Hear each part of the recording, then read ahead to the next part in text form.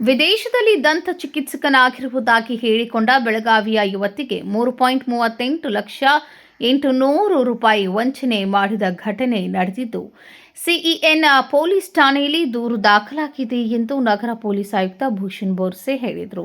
ಮಂಗಳವಾರ ಬೆಳಗಾವಿಯಲ್ಲಿ ಸುದ್ದಿಗಾರರೊಂದಿಗೆ ಮಾತನಾಡಿದರು. ಮ್ಯಾಟ್ರಿಮೋನಿ ಆ್ಯಪ್ನಲ್ಲಿ ನೋಂದಾಯಿಸಿಕೊಂಡಿದ್ದ ವೇಳೆ ಆರ್ಯನ್ ಕುಮಾರ್ ಎಂಬಾತ ಪರಿಚಯ ಮಾಡಿಕೊಂಡಿದ್ದ. ತಾನು ಮೂಲತಃ ಹೈದರಾಬಾದ್ನವನಾಗಿದ್ದು ಸದ್ಯ ನೆದರ್ಲ್ಯಾಂಡ್ನಲ್ಲಿ ದಂತ ಚಿಕಿತ್ಸಕನಾಗಿ ಕೆಲಸ ಮಾಡುತ್ತಿರುವುದಾಗಿ ಹೇಳಿಕೊಂಡಿದ್ದ. ಅಲ್ಲದೆ ಮದುವೆಗೆ ತನ್ನ ಕುಟುಂಬದವರು ಒಪ್ಪಿಗೆ ನೀಡಿದ್ದಾರೆ ಎಂದು ನಂಬಿಕೆ ಮೂಡಿಸಿದ್ದಾನೆ ಎಂದರು. ಮೇ 25ರಂದು ನೆದರ್ಲ್ಯಾಂಡ್ನಿಂದ ಬೆಳಗಾವಿಗೆ ಬಂದು ಭೇಟಿ ಮಾಡುವುದಾಗಿ ತಿಳಿಸಿದ್ದ ಆರ್ಯನ್ ಮೇ 26ರಂದು ಕರೆ ಮಾಡಿ ದೆಹಲಿ ವಿಮಾನ ನಿಲ್ದಾಣದಲ್ಲಿ ಸಿಲುಕಿಕೊಂಡಿರುವುದಾಗಿ ಹೇಳಿದ್ದಾನೆ. ಬಳಿಕ ಫೋನ್ನಲ್ಲಿ ಮಾತನಾಡಿದ ಅಪರಿಚಿತ ಮಹಿಳೆಯೊಬ್ಬಳು, ಆರ್ಯನ್ ಬಳಿ ಹೆಚ್ಚಿನ ಪ್ರಮಾಣದ ವಿದೇಶಿ ಕರೆನ್ಸಿ ಇದೆ, ಅದನ್ನು ಭಾರತೀಯ ಕರೆನ್ಸಿಗೆ ಪರಿವರ್ತಿಸಲು 85,800 ರೂಪಾಯಿ ಶುಲ್ಕ ಪಾವತಿಸಬೇಕು ಎಂದು ಹೇಳಿದ್ದಾನೆ.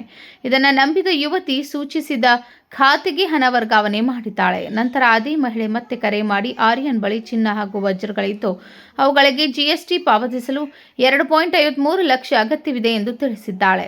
ಈ ಮಾತನ್ನು ನಂಬಿದ ಯುವತಿ ಮತ್ತಷ್ಟು ಹಣ ಜಮೆ ಮಾಡಿದ್ದಾಳೆ ಎಂದರು. ಬೆಳಗಾವಿ ನಗರ ಸೈಬರ್ ಕ್ರೈಮ್ ಪೊಲೀಸ್ ಠಾಣೆಯಲ್ಲಿ ಒಂದು ಆನ್ಲೈನ್ ಮ್ಯಾರೇಜ್ ಫ್ರಾಡ್ದು ಪ್ರಕರಣ ದಾಖಲು ಮಾಡಲಾಗಿದೆ. ಈ ಪ್ರಕರಣದಲ್ಲಿ ಒಂದು ಹೆಣ್ಮಗಳು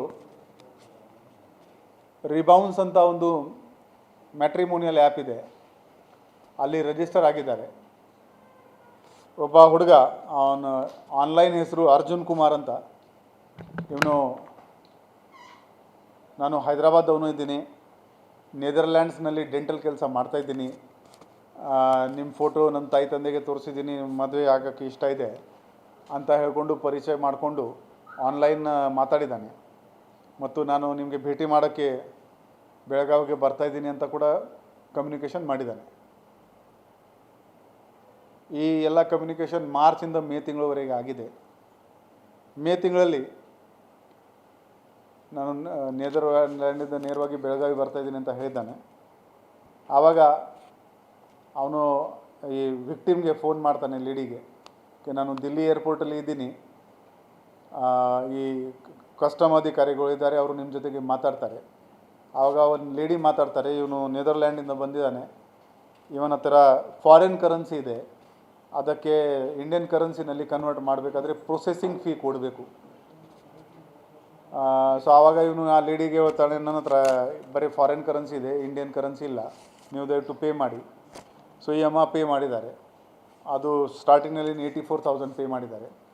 ಆಮೇಲೆ ಮತ್ತೆ ಆ ಲೇಡಿ ಏರ್ಪೋರ್ಟಿಂದ ಫೋನ್ ಮಾಡ್ತಾರೆ ಕಿ ಇವರ ಹತ್ರ ಗೋಲ್ಡ್ ಮತ್ತು ಡೈಮಂಡ್ ಕೂಡ ಇದೆ, ಅದಕ್ಕೆ GST ನೀವು ಕಟ್ಕೋಬೇಕು ಅಂತ.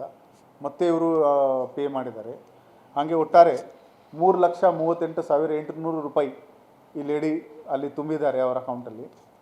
ಆಮೇಲೆ ಮತ್ತೆ ಇವರು ಯಾವಾಗ ದುಡ್ಡು ಕೇಳೋಕ್ಕೆ ಶುರು ಮಾಡಿದ್ದಾರೆ, ಆವಾಗ ಈ ಲೇಡಿಗೆ ಡೌಟ್ ಬಂತು, ಅವರು ಪೊಲೀಸ್ಗೆ ಅಪ್ರೋಚ್ ಮಾಡಿದ್ದಾರೆ.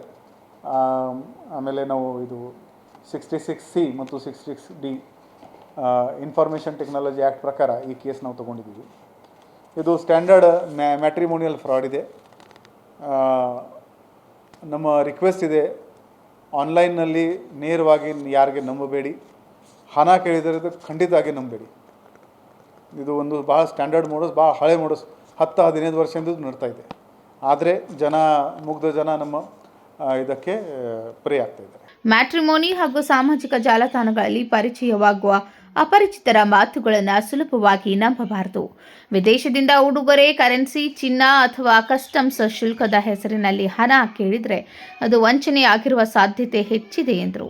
Vinod Kulkar, KMM news, Belagavi.